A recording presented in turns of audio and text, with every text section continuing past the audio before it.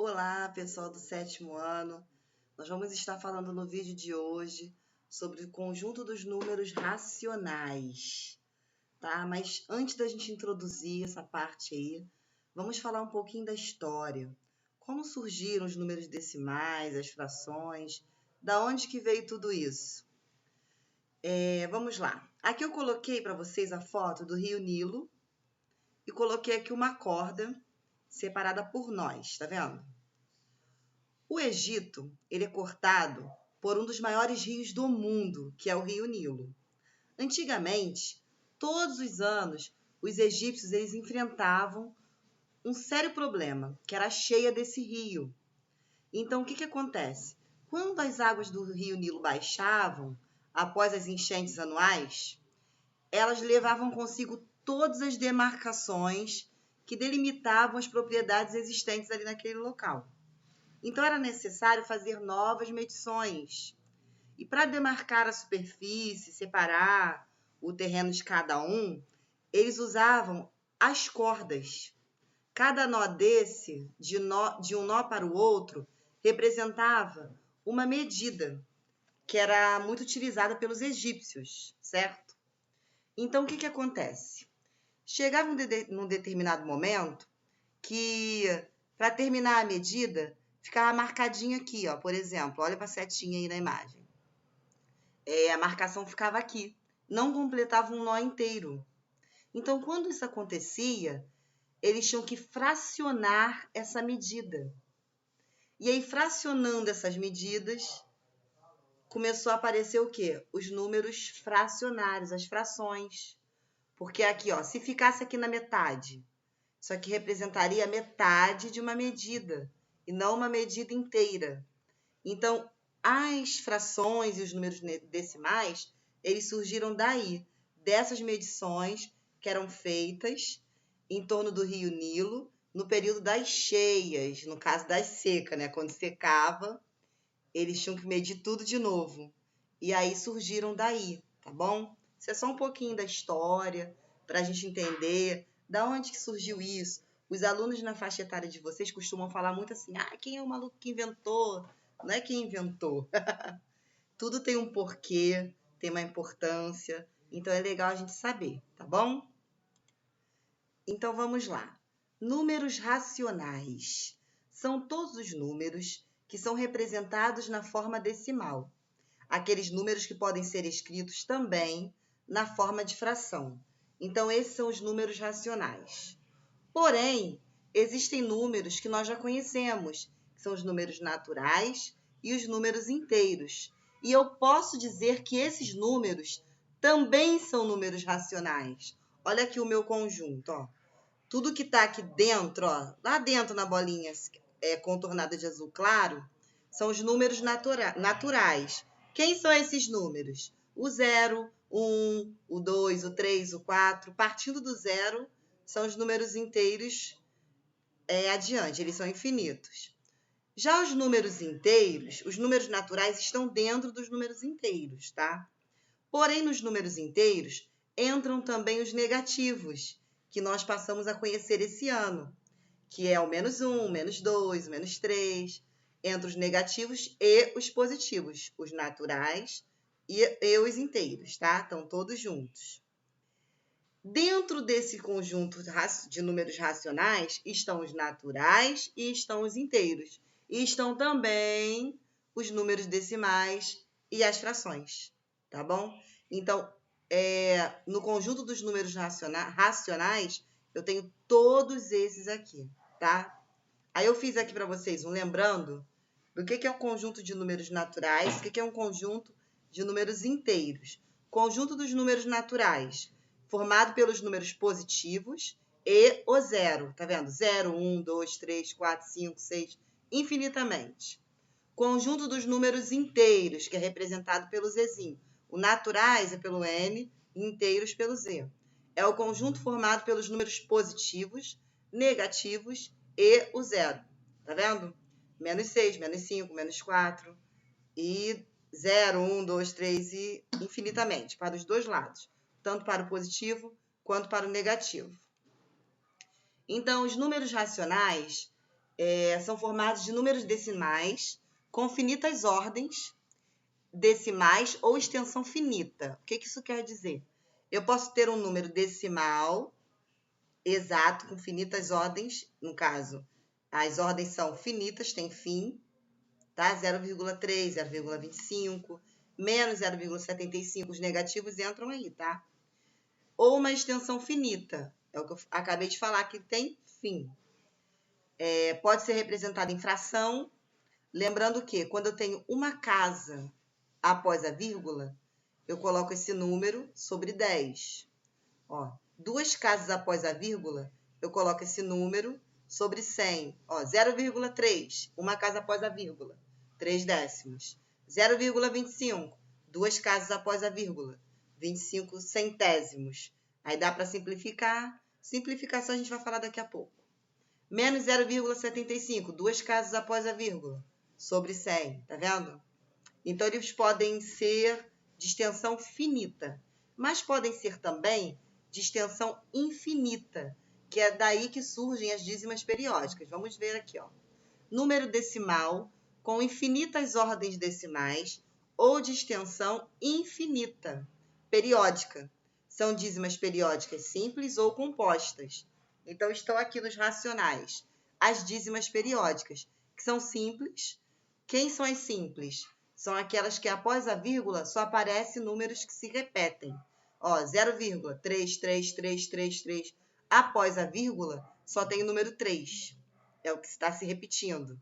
Nesse aqui, 0,36363636 também é uma dízima periódica simples, pois após a vírgula só há repetição. Agora, nesse caso aqui, no terceiro modelo aqui, é uma dízima periódica composta. Por quê? Porque após a vírgula tem o número 5, que vai se repetir infinitamente, só que aparece um número 2, mas ele aparece após a vírgula uma única vez. Ele não vai se repetir, somente o 5. Isso faz com que essa dízima periódica seja composta, tá bom? Existem também outros subconjuntos dentro dos conjuntos dos números racionais. Não só os naturais e os inteiros, tá? Vamos ver. Esses subconjuntos, essa tabelinha de subconjuntos, tem no livro de vocês, tá bom? Quando eu tenho Q com asterístico, eu já sei que Q é racional. Agora, o que significa esse asterístico? É o conjunto dos números racionais diferentes de zero. Significa que tem todos os números racionais incluídos, menos o zero. Aqui o zero não pertence, tá bom? Quando aparece esse asterisco aqui. Quando aparece, vamos pular aqui, para o asterisco com maisinho. Significa que é o conjunto dos números racionais positivos, só que não inclui o zero. Toda vez que aparecer o asterisco é que não inclui o zero. Se aparecer com um sinalzinho de mais, significa que são todos os números positivos menos o zero. Quando tiver o asterisco com um sinalzinho de menos embaixo, são todos os números negativos, racionais negativos, mas também não tem o zero. Agora, quando aparece o Q com um sinalzinho de mais, só que não tem o asterístico, o que significa? Que é o conjunto dos números racionais positivos e o zero. Se não tiver o asterístico, entra o zero. Se tiver o asterístico, não entra o zero. O Q com um sinalzinho de menos é o conjunto dos números racionais negativos e o zero.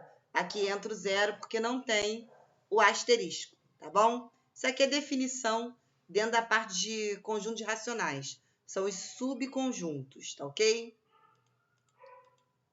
Vamos lá.